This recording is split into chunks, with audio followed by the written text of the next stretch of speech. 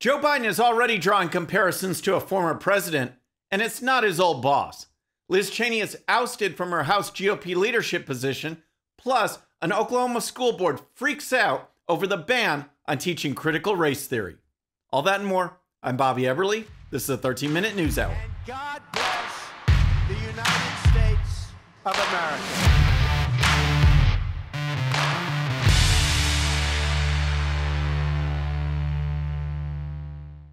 All right, friends, welcome to the show. Happy Wednesday. I hope you're having a great week. If you're new to the show, thank you so much for tuning in. We're going to start with Joe Biden because comparisons are already being made to former presidents. And I'm not talking about a comparison to his old boss, Barack Obama. I'm talking about a comparison to what many consider the worst president in the history of the country, and that's Jimmy Carter. And that's right.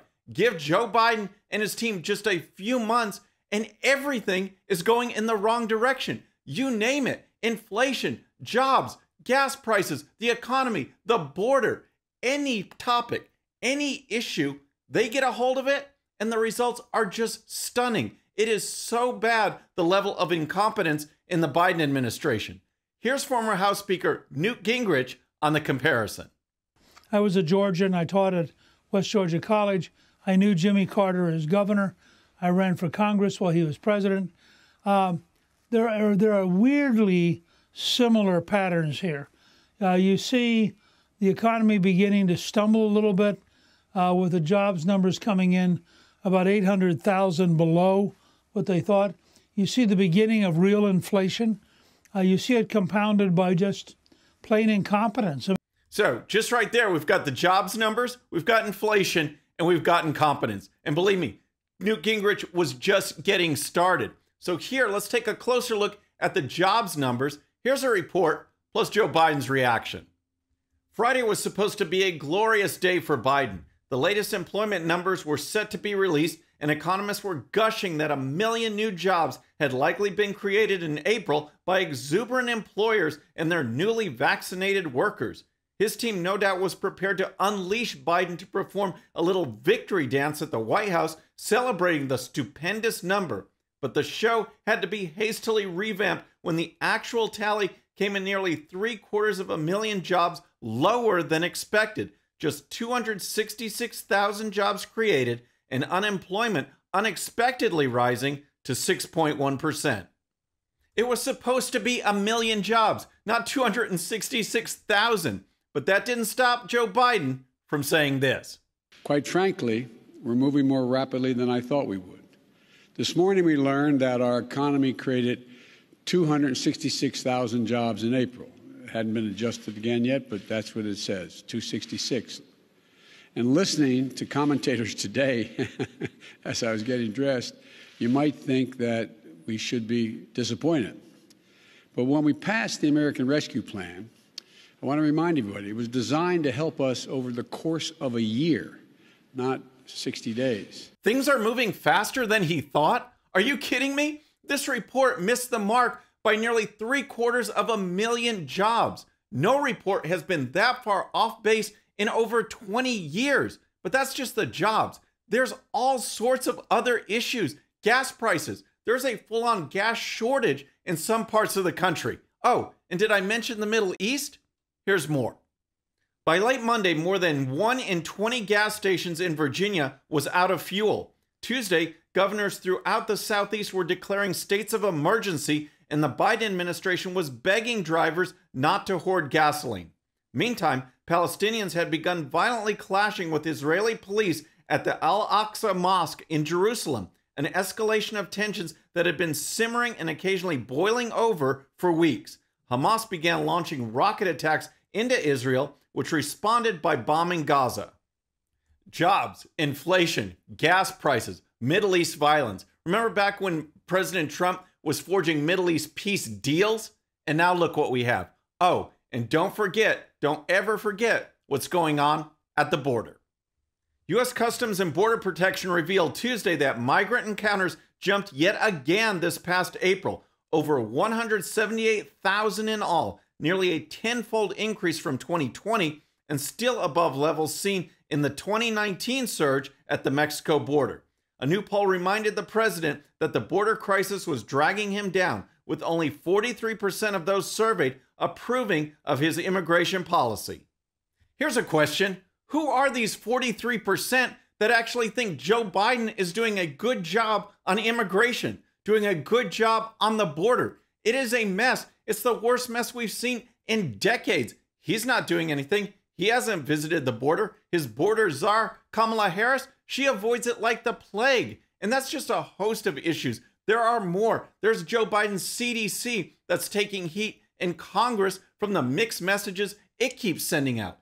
Issue after issue after issue, this is what we have. So the question for you, let me know in the comments or in the chat, who's worse, Joe Biden or Jimmy Carter?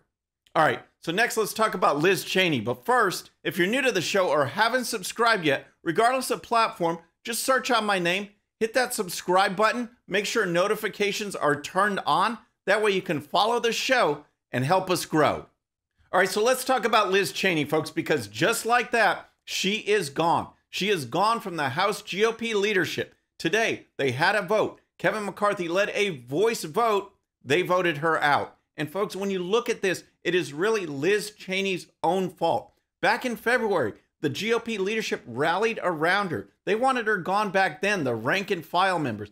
But the GOP leadership stood by her. They voted. She retained the position. But there was a condition. The condition was, let's move on. Let's focus on 2022. Let's focus on our message, our strategy. But she couldn't let it go. Her Trump derangement syndrome was so great that it dominated everything. She couldn't get on message. She couldn't be part of the strategy. The writing was on the wall. She had to go. Even today, she had a chance to address the conference before the vote.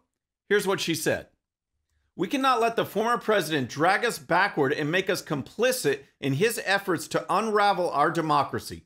Down that path lies our destruction and potentially the destruction of our country. If you want leaders who will enable and spread his destructive lies, I'm not your person. You have plenty of others to choose from. That will be their legacy.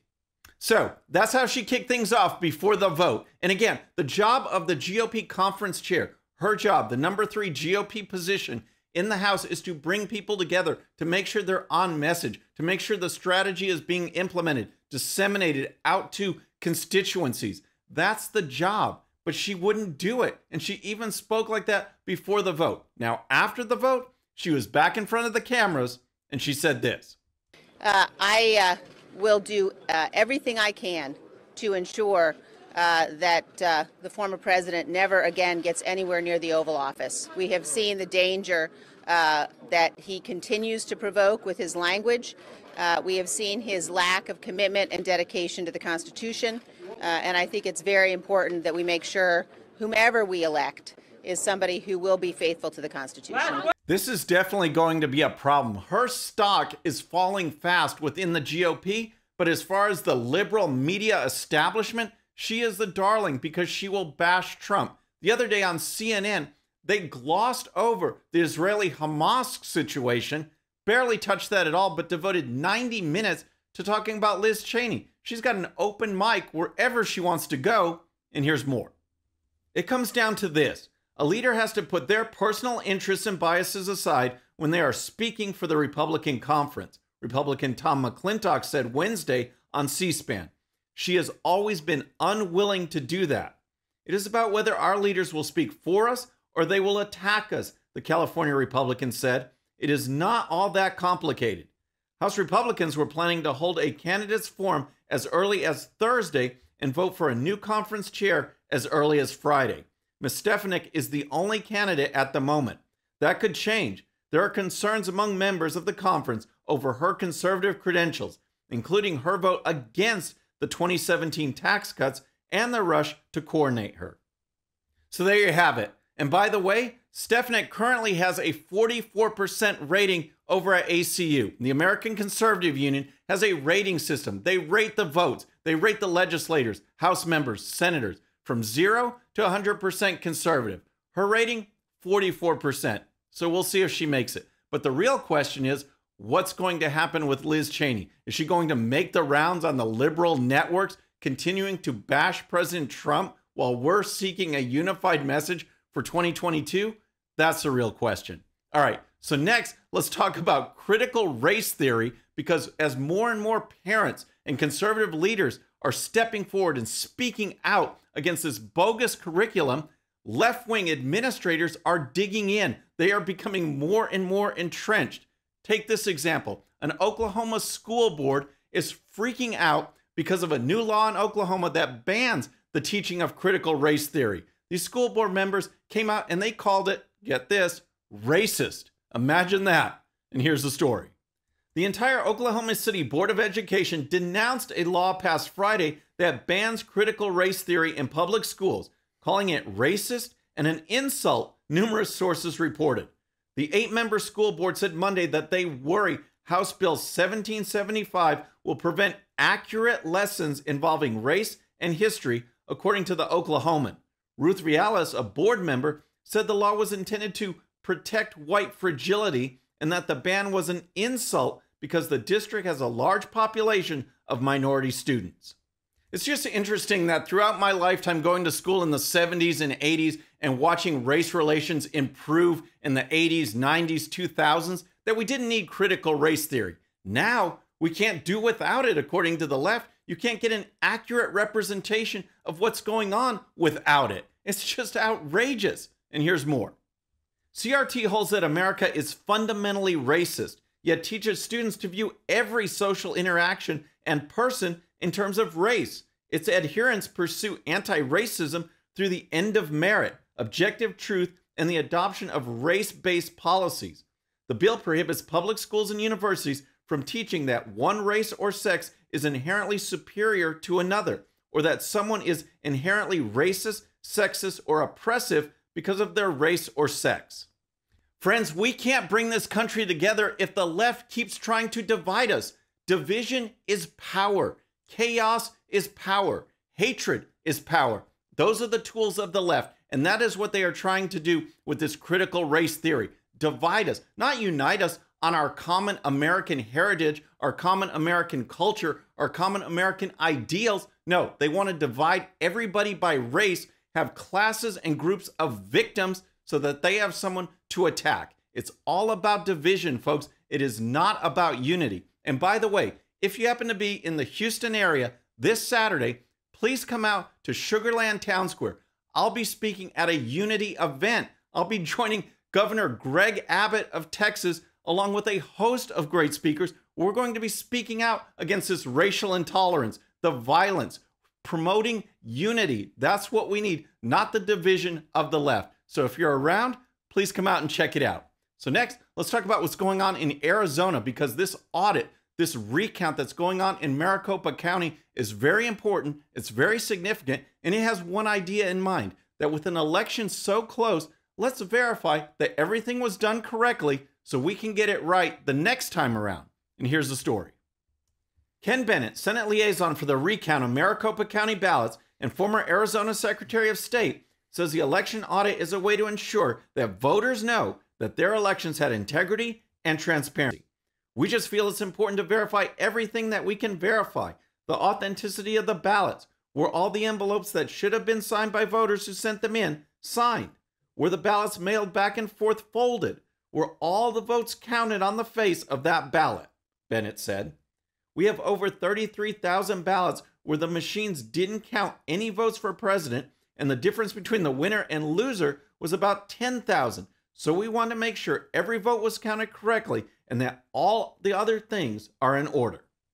So here's the important thing to remember, folks. This isn't just a ballot recount. It's a full-on audit, looking at everything. And that's what should be done. Any major endeavor, any event, any activity should have a debrief after it, learning what went right, what went wrong, so corrections can be made, and it's better, more secure, more transparent the next time around. And here's more. The counters are counting on the floor every day. There's 2 5-hour shifts, but they're also evaluating the ballots. Make sure the indentations made when people filled the ovals were made by a human handheld device rather than a Xerox machine, Bennett said.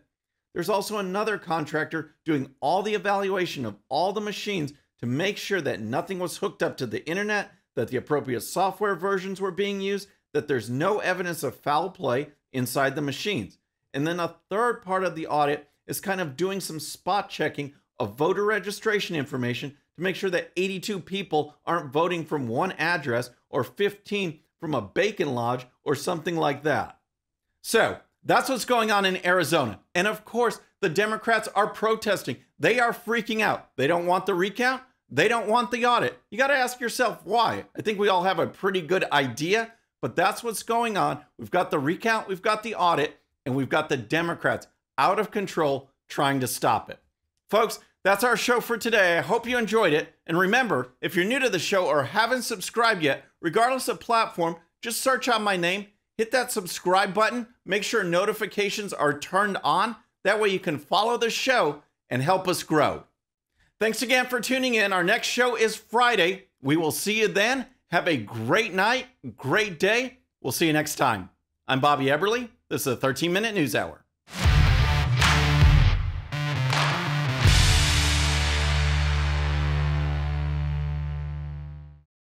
Okay, friends, thanks so much for watching. And before you go, please hit that subscribe button, hit that bell so you'll be notified.